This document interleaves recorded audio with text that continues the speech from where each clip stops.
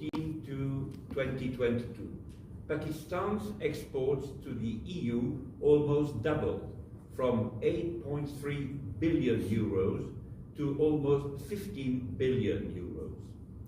For 10 years, Pakistan has been the winner in this operation, and the EU has been the loser.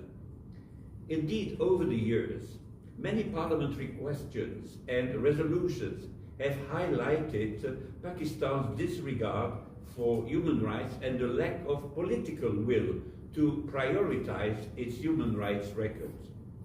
By accepting de facto this situation and by failing to sanction Pakistan's non-implementation of the GSP+, the EU has misused the money of the EU taxpayers and has lost its credibility as a commercial power guided by human rights values.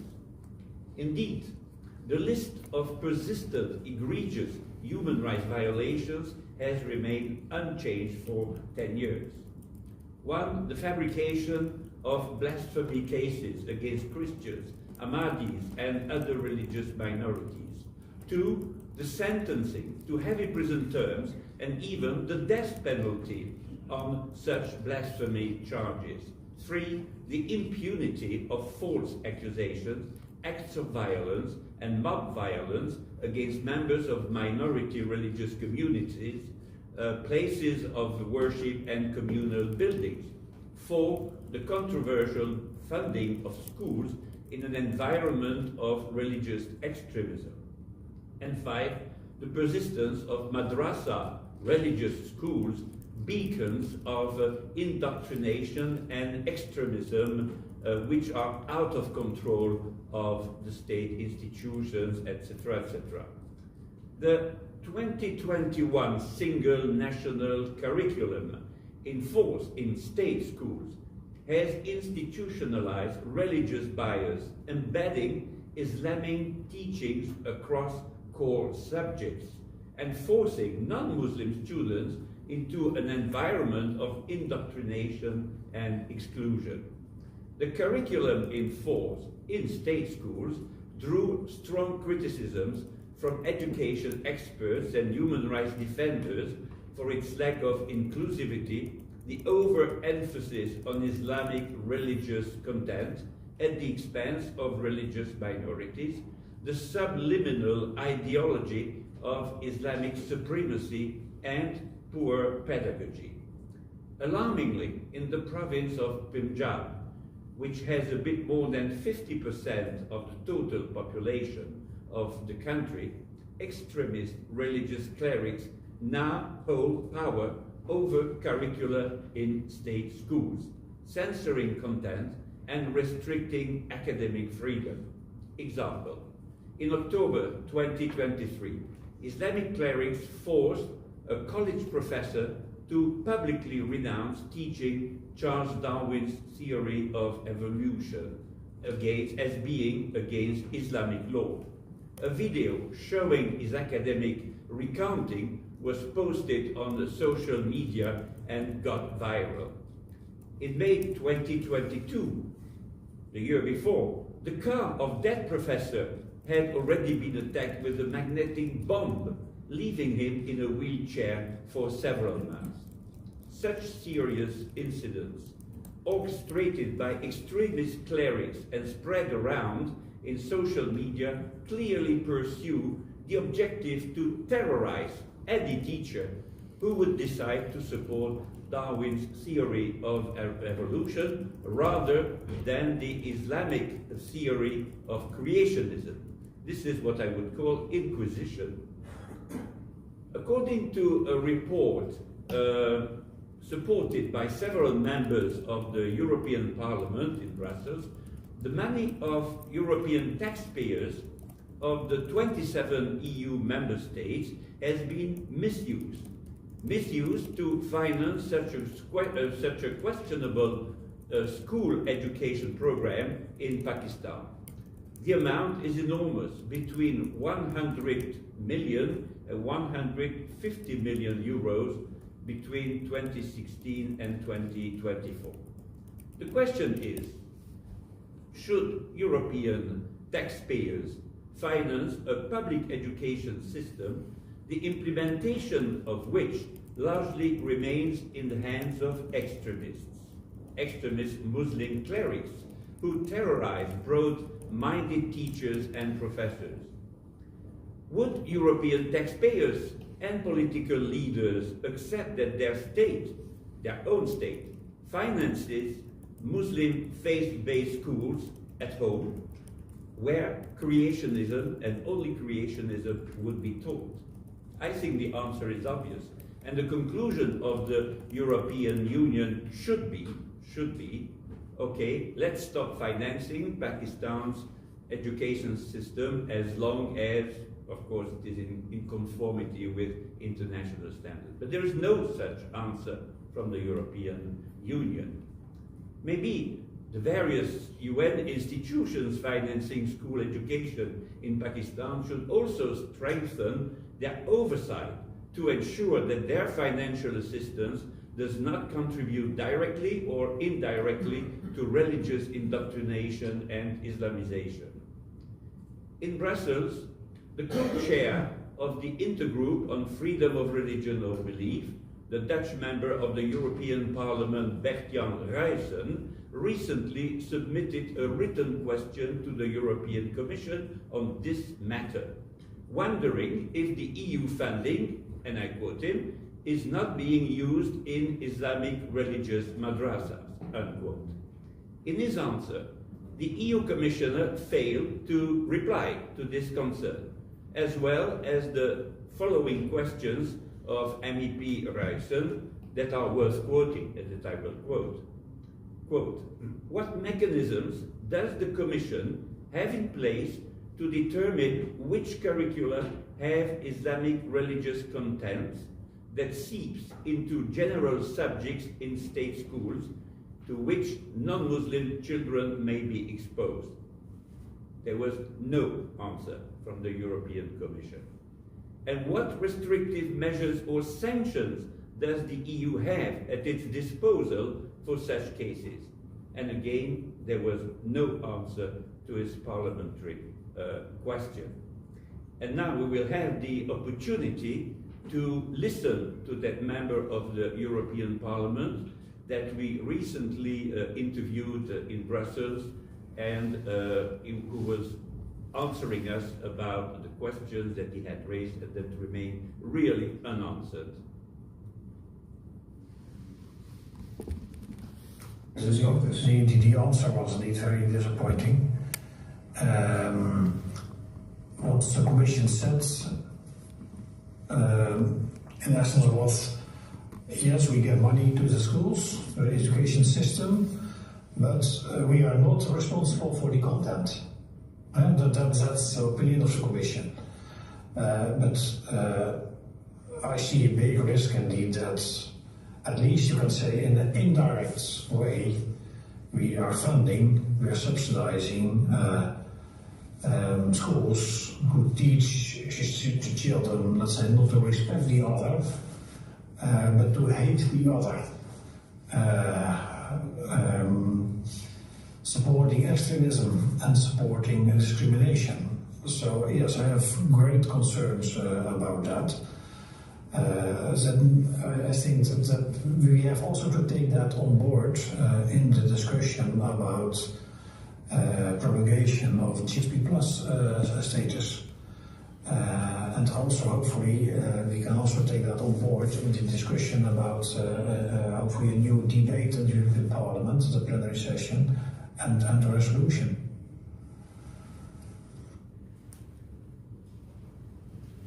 Thank you very much for your attention, and I will now give the floor back to Mrs. the Moderator.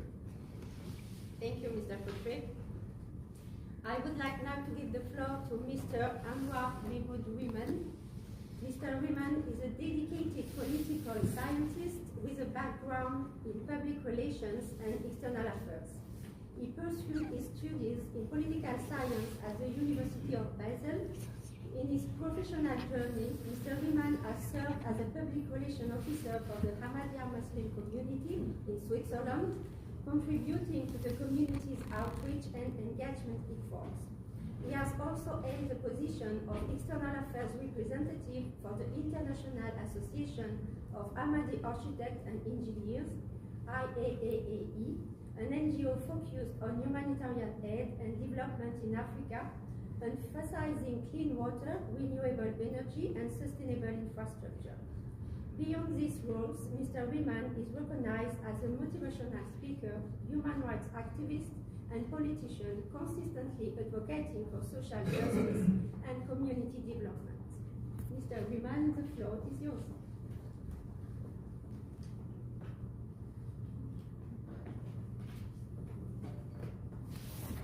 No.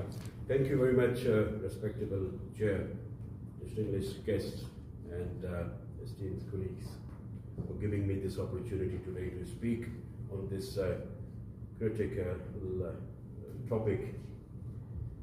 I want to speak, I will start with the Ordinance 20. Ordinance 20, a law enacted in 1984 by the Pakistani government that targets the very existence of the Ahmadiyya Muslim community. This law is not merely a form of cultural or religious separation. It is a direct attack on the fundamental freedoms of an entire group of people. Ahmadis are subject to arrest and imprisonment for practicing that any other Muslim or the religious groups can freely engage in. Criminal sanctions are applied for the simple act of identifying as a Muslim. And these laws create an environment of fear where acts of violence and discriminations go unchecked, often leading to impunity of the perpetrators. Social and cultural exclusion. Beyond violences, the Ahmadiyya Muslim community suffers from the systematic stripping of their social and cultural rights. Ahmadis are often excluded from basic public services and education.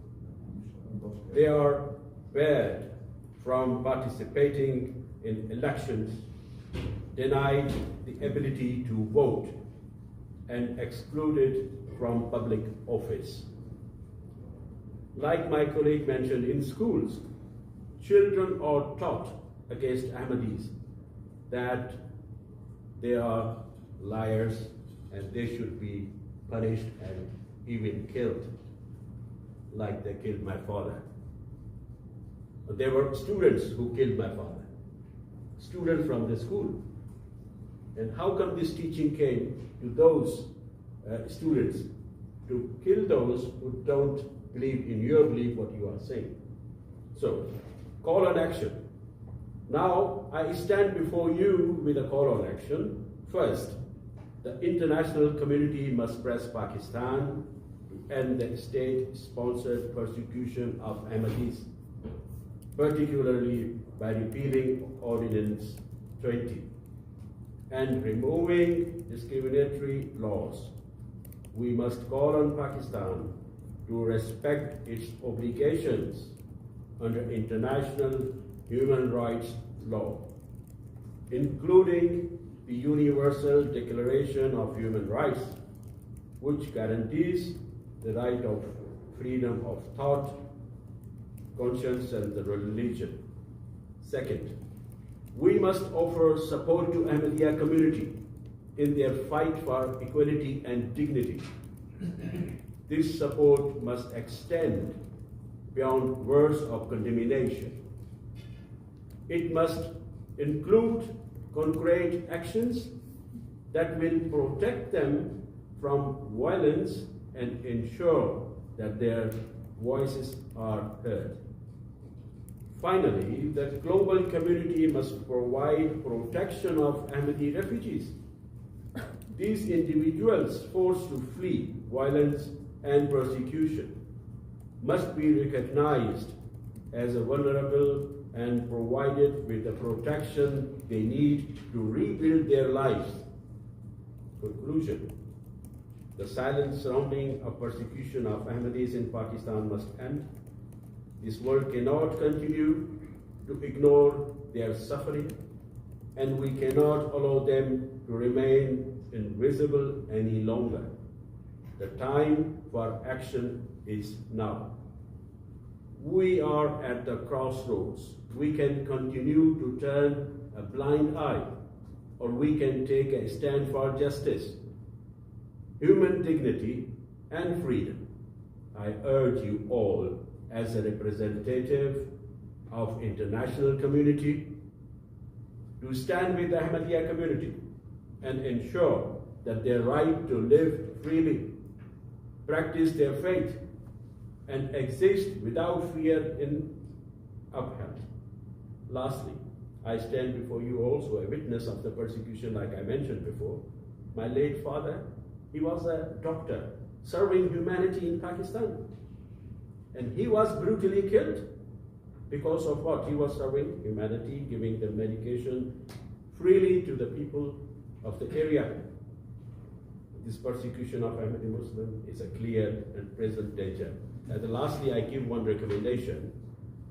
In particularly, repeal all anti-blasphemy laws and ensure that the state's domestic laws, policies, and practices comply with the international human rights conventions, in particular Articles 2, 18, 19, and 26 of the ICCPR.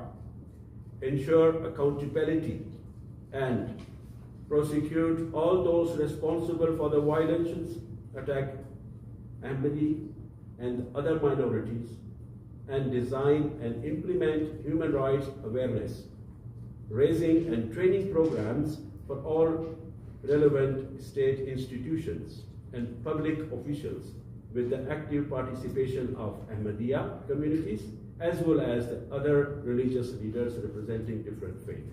I thank you very much. Thank you, Mr. Riemann. It is my pleasure now to give the floor to Madam Ina Shifranova, Executive Director of the Brussels-based NGO European Facilitation Platform. Our organization focuses on fostering economic, cultural, and humanitarian connections between the EU and its Eastern partners.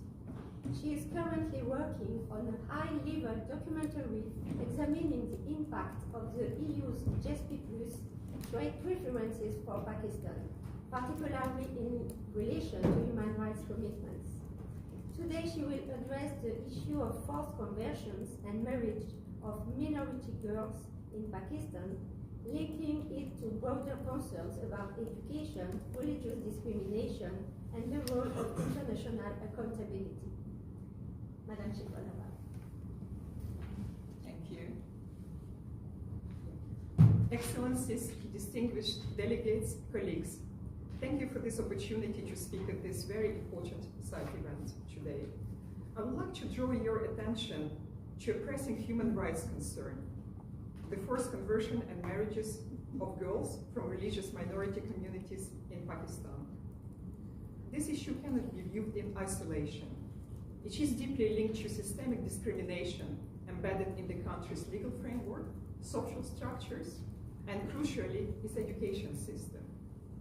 Pakistan's constitution, in Article 22, clearly states that no individual attending an educational institution shall be required to receive religious instruction or participate in religious activities not related to their own faith. Yet, in principle, this routinely violated. The introduction of the single national curriculum in 2020 in Pakistan was presented by the government as means of reducing educational disparities. In practice, however, it has embedded a singular religious ideology throughout the education system, marginalizing non-Muslim students and reinforcing a hierarchy of faith that directly undermines the rights of religious minorities. These curricular changes do not remain confined to classrooms. They shape public attitudes and normalize exclusion. Within this environment, young Hindu and Christian girls are particularly vulnerable. Many are abducted, forcibly converted to Islam, and married off to men sometimes decades older than them. This is not a phenomenon occurring in the shadows. It happens in full view of institutions that are either unwilling or unable to intervene. Only last year, in Faisalabad, a 10-year-old Christian girl named Laiba was abducted by a man in his 40s and forced into marriage after conversion. Her family's search for justice was met not with legal support, but with indifference. In another case, Arzu Raja, a 13-year-old Christian girl, was forcibly married to a much older man. The court initially upheld the marriage on the grounds of her religious conversion, ignoring her age and the circumstances of her disappearance. These are not exceptional events. They are the product of broader culture that accept the subjugation of minority girls as an unfortunate norm. This culture is reinforced from an early age through education. Curricula and textbooks frequently promote religious superiority and gender stereotypes. Girls are routinely depicted in limited domestic roles, and non-Muslim identities are either ignored or portrayed as suspicious. This erasure of diversity in educational content not only undermines critical thinking and equality, but helps create an environment where forced conversions can be rationalized or ignored. And where discrimination is taught, persecution often follows. This is not merely a domestic issue. The European Union has, since 2014, granted Pakistan preferential access to its market under GSP Plus trade arrangements, conditional on the country's adherence to international human rights conventions. Yet, serious concerns remain as to whether Pakistan intends to meet its obligations. While trade has grown, progress on human rights, particularly in protecting religious minorities and women, remains minimal. A rights-based approach to trade must mean more than signing of conventions. It must translate into institutional reform, accountability, and protection for those most at risk. The international community, and particularly the European Union, as a key trade partner, should not turn away from these issues. The GSP Plus mechanism includes a monitoring process, but monitoring without consequence cannot protect vulnerable communities.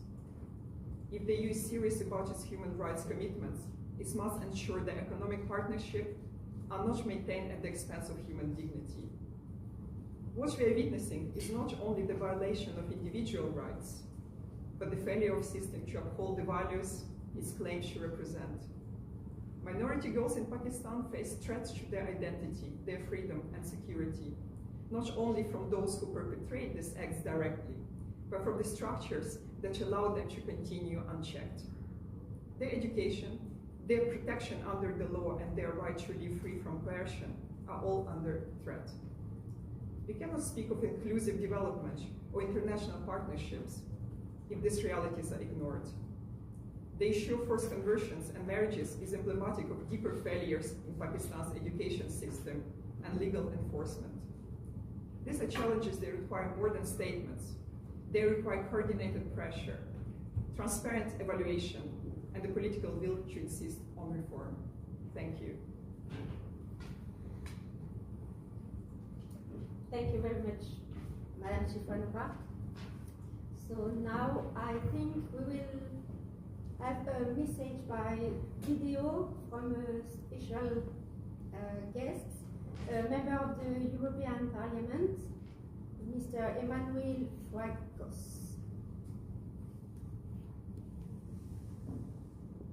The European Union stands for global peace, equality and democracy among the people of this world, irrespective of their religion, nationality or race. It is an earnest desire of the people of the European Union that the 21st century be the moment of shared prosperity and progress. Over the last few years, our attention has been drawn to South Asia as it hosts a global diaspora and rising influence in global affairs. The South Asian countries stand at the cusp of transformation and integration with the global economy. Notwithstanding its potential, the events in the region should worry us and the world at large. Pakistan remains on the brink of economic collapse. Pakistan has militarized itself further, making it impossible to give space to the forces of democracy. These effects are most visible in a space once claimed by Pakistan as the citadel of freedom. Throughout the last 7 decades, Pakistan has claimed its citizens, especially the people living in part of Kashmir administrated by Pakistan, were free and enjoyed greater freedom than other fellow Pakistanis. However, denial of political rights and decades of corruption has turned the Pakistan administrated Kashmir into a hostile territory.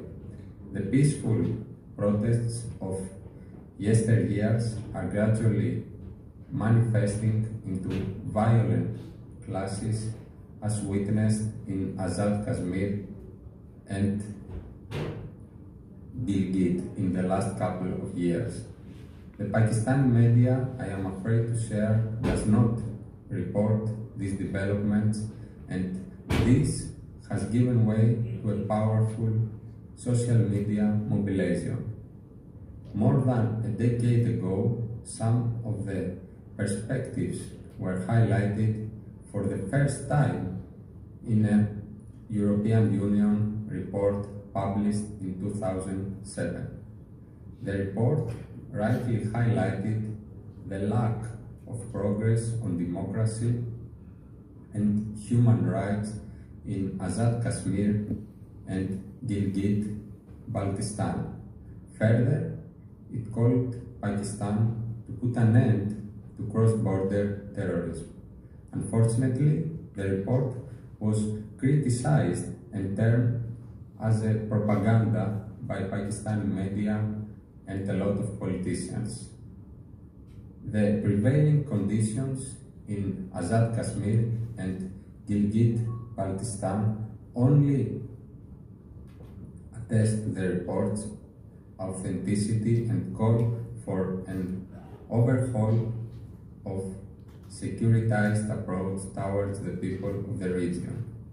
In today's globalized world, no country can afford to keep its people devoid of basic freedoms. As someone deeply concerned about South Asia, Pakistan, and the people of Kashmir under its administration, I call upon Pakistani government to reflect its policies on Azad Kashmir and Gilgit-Baltistan in light of the principles of international law, democracy, and of course equality. Thank you very much. Thank you. I will now give the floor back to Mr. Fautré to conclude.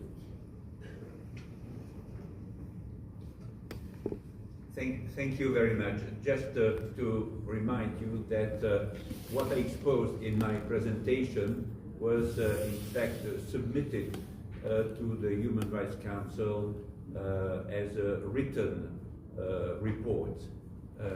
And this can be found, of course, on the website of the United Nations, but I also have copies with me for those who are interested. So what we recommend very shortly is we urge the United Nations and the international community to demand that Pakistan reforms its education system to respect religious diversity and uphold human rights, to protect educators and students from threats and coercion, and to strengthen accountability to prevent international funds from supporting sectarian policies.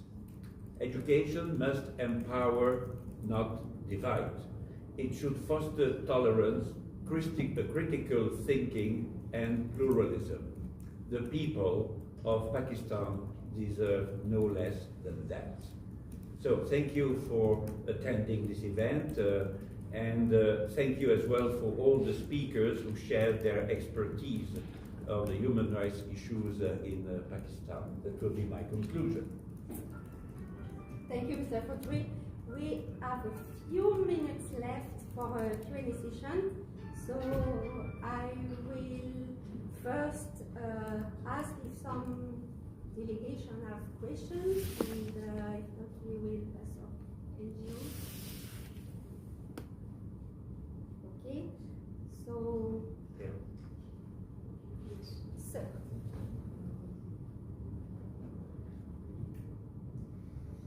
Good morning, everyone. Very happy to be with you here. My name is Konstantinos Bogdanos. I'm Greek, former member of the Greek Parliament, currently working as a councillor and a journalist in Brussels, also for Brussels Signal.eu and a conservative think tank in Brussels. I find it particularly useful that this conversation be held in a manner that is quite taboo breaking.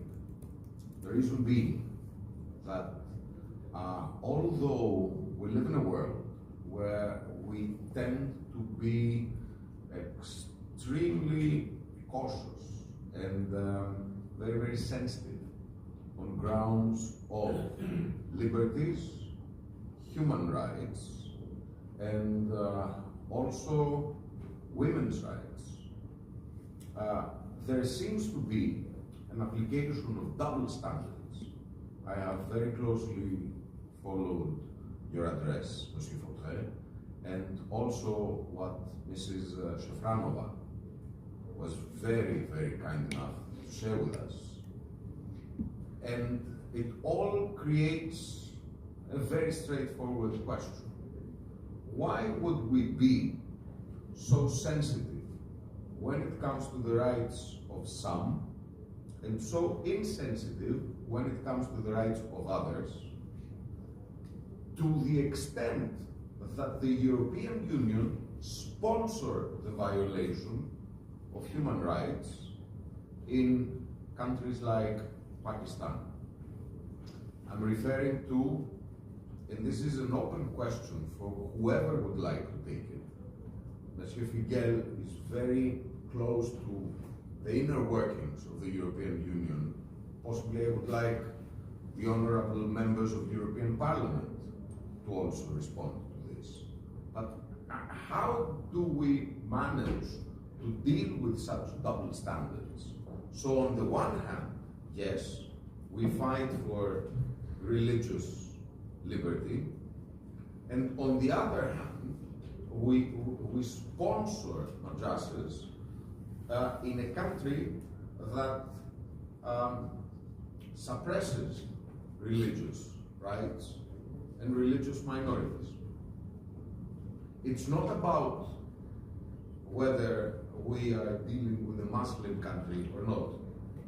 Islam and Islamism are two completely different things.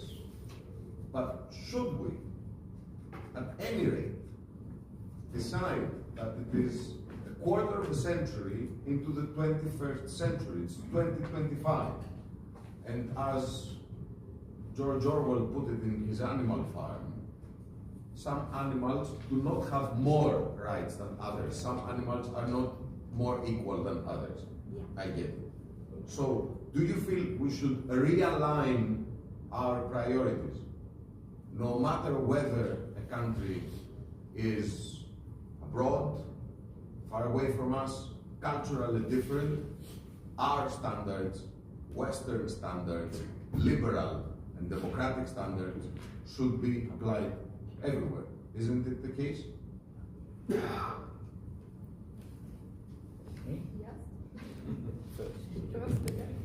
Diagnosis is almost well understood or known, that therapy is missing. That's our problem. Part of crisis we live in is because of lack of balance. Sir, Kalimera, you mentioned liberty and rights. We have and we should speak about liberty and responsibility, rights and duties. Without balance, it's impossible. We are like black riders, riding but not paying. My father paid for my freedom. Jan Figel, brother of my father, is buried on unknown place. So I feel responsibility for the sacrifices paid by others for our freedom. So what I want to say, the talk about rights, more rights, new rights, secondary rights, cause more and more mess. But the talk about fundamental rights, essential rights, universal rights should be in education everywhere, because then we can understand what we mean if we say UDHR is important. After 2 generations, we have now kids which understand rights. I know communities, they can list all rights. I am not so aware of legislation in my country. But they don't know any duty. Duty is for the state, for the mayor, for somebody else. So my answer is we need to get to balance, back to balance. Freedom without responsibility is suicidal, self-suicidal. Sorry, Mr. Figel. I'm so sorry. I have to interrupt you because all at the time Okay, is... no, balance. You can continue this discussion outside where refreshments await us. So thank you very much for your attention. Thank you. Thank you. We have a group picture. Sure. Yes.